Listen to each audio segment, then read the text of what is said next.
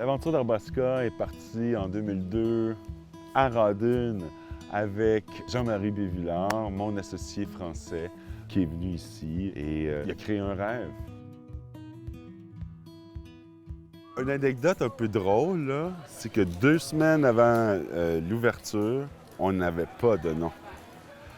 Et là, je questionne Jean-Marie, je lui dis « Écoute, Jean-Marie, ça nous prend un nom, là. Il faut que ça soit, tu sais, comme arbre, là, puis quelque chose de nouveau. » J'ai dit « Alaska. » Ben, il dit « On l'a.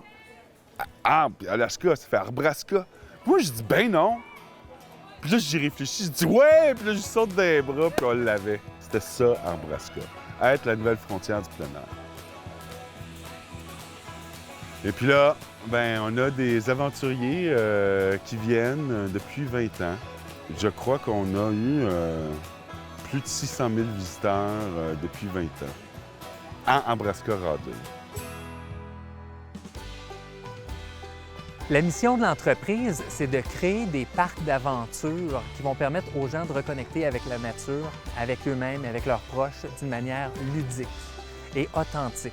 Donc, le but de nos parcs d'aventure, c'est vraiment que les gens puissent s'accomplir, se réaliser, se découvrir. We get lots of people that are afraid of heights or they don't think they can do one of our more challenging courses, but 9 times out of 10, by the end of their visit, they're laughing, they're having a great time. What that does for someone, whether they're young or old, those impacts can be pretty profound. Whenever we're starting the process to open a new treetop trekking or Arbrasca park, I think one of the best steps and one of the most fun parts of that, for me anyway, is when we get Stefan out to the property and as soon as he steps into a new forest or a new potential park location, you can just see his energy come alive. In a sense, he turns into a kid again. So that's one of the key steps whenever we're working on a new park, is to get Stefan right in there and let his imagination run wild. Quand je regarde l'historique des sites que l'on a choisis, c'est souvent des sites qui ont été mal aimés, ou qui ont été enclavés, ou que leur fin de vie utile commerciale est arrivée. Par exemple, ici à Saint-Grégoire, il y avait un grand camping. Et ce camping-là était rendu délabré. Donc, on a recréé, grâce à la famille Charbonneau, un parc Arbrasca, redynamisé le lieu. Même chose est arrivé à Rawdon. C'était une ancienne station de ski et c'était un dépotoir. Alors, nous, on l'a revitalisé. Arrigo, pire. Arrigo, c'était une ancienne érablière enclavée qui avait fait faillite. Alors, on a tout rénové ça et on a recréé du bonheur, donné de l'emploi, préservé des forêts. Parce que ces forêts-là, possiblement, ils auraient été coupées. Et puis, les forêts nous l'ont bien rendu. Et dorénavant, on est une équipe forte de 550 membres au Canada et aux États-Unis. On continue à croître, on gagne des prix à l'international, on est fiers du travail qu'on fait. En fait, on a évolué de façon très organique. Donc, on a fondé l'entreprise en 2002 en ouvrant notre premier parc à Rawdon. De fil en aiguille, avec l'expérience qu'on a acquis, on a développé d'autres parcs pour nous-mêmes. On a acquis des compétiteurs, on a acquis des nouveaux terrains. On a développé notre réseau aussi en étendant notre expertise en Ontario. Donc, initialement, on a conçu les parcs Arbrasca au Québec. Ensuite de ça, on a développé la marque Treetop Trekking en Ontario. Désormais, on a 7 parcs d'aventure Arbrasca au Québec, 7 parcs d'aventure Treetop Trekking en Ontario. Treetop Trekking, on est en train aussi d'étendre sa vocation à l'extérieur de l'Ontario. On a des parcs aux États-Unis qui vont porter le nom Treetop Trekking, donc Treetop Trekking Miami. Donc, 20 ans après, on a lancé le groupe Trekking, le Trekking Group. Et ça démontre un peu l'évolution de l'entreprise durant ces 20 dernières années, puisque auparavant, on n'était qu'un opérateur, mais dorénavant, on est vraiment plus intégré directement de la construction au design des parcs, mais également à l'opération et à la construction. C'est certain que pour les yeux du public, on est à Arbrasca, 3 ou 4 petits parcs, 5-6 parcs au Québec. Mais en vérité, on a 21 parcs. On a bâti dans pratiquement l'ensemble des continents. On a une présence très forte aux États-Unis en construction. On est en expansion. On fait l'ensemble du cycle industriel. On est manufacturier, opérateurs, distributeurs, franchiseurs. Il y a 20 ans, on avait la vision d'avoir une dizaine de parcs en Ontario et au Québec. Ça a été réalisé. Treetop Trekking came to Ontario in 2006. We opened our first park at Horseshoe Resort near Barrie, offering our aerial adventure parks there. And then over the years since then, we've grown to now have 7 locations across the province.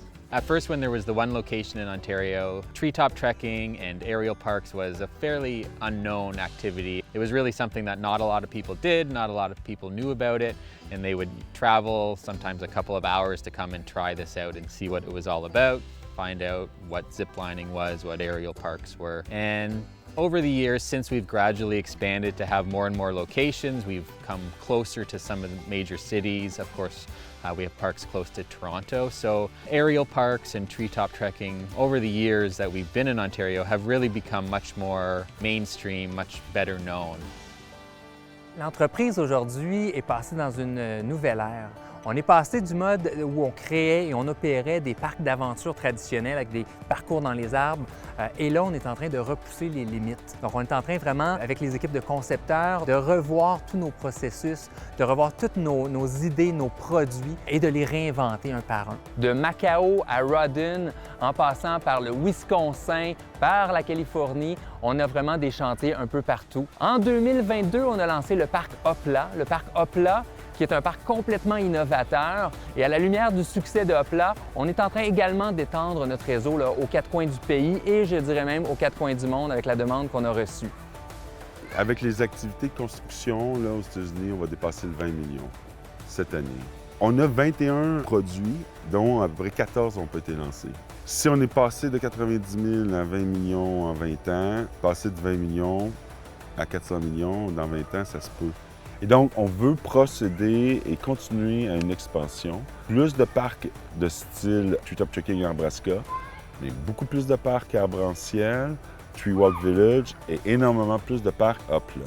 Et ça, c'est garant pour un futur excitant. Après 20 ans, moi, ce qui m'intéresse, c'est pas uniquement de faire du copier-coller pour faire des sous, mais c'est de créer, de voir ce que l'équipe se dépasse. Parce qu'à un moment donné, quand un lundi matin commence à être un lundi matin, c'est déjà la fin, là. Quand on était petit, au départ, c'était l'enfance, c'était l'innocence, c'était... On veut apprendre, on veut créer. Puis là, on partait, puis on définissait des nouveaux concepts. Donc, c'était l'enfance. En l'adolescence, là, on est plus audacieux. On s'en va à l'étranger, on conquiert des nouvelles provinces. Mais maintenant, avec un peu plus de maturité, on a plus de moyens. Les zones d'ombre qu'on ne voulait pas voir parce que ça nous avait peur, mais on y a été. On a tué une coupe de dragons, là.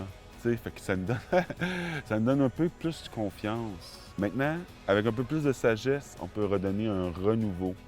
Peut-être qu'il va nous amener encore à la première phase, que là, c'est l'excitation, et ainsi de suite. Et on recommence. En mieux.